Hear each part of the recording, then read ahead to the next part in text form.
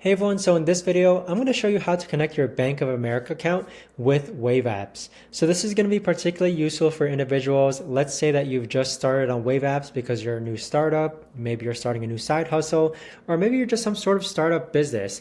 I can speak from experience that Wave Apps is an absolutely fantastic way to keep track of your finances. And so there's not going to be a lot of steps involved, guys. Make sure to stick around all the way until the end, but let's go ahead and get started. Now, when you first log into Wave Apps, this is what your dashboard is going to look like.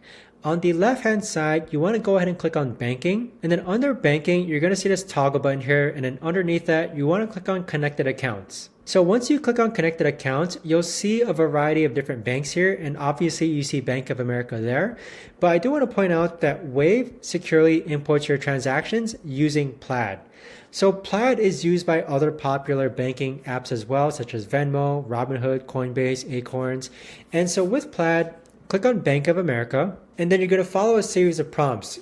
You're simply just hit here with a confirmation that Wave uses Plaid to connect your account, and it's going to connect in seconds, and you can feel safe knowing that your data is safe.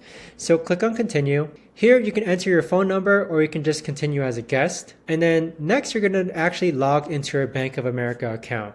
So you would need your Bank of America login information. If you're like me and you use Face ID a lot to log in, now would be a good time to actually get your Bank of America username and then your password, because you're going to be logging into that on Wave Apps in order to connect everything onto Wave Apps itself.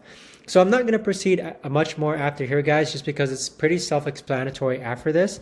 But this right here is the best and easiest way that I know of to connect Bank of America with Wave. If you guys know of a better or easier way to actually do this, let me know in the comments down below. I would love to know. But thanks so much for watching, everyone, and I'll see you guys all in the next video.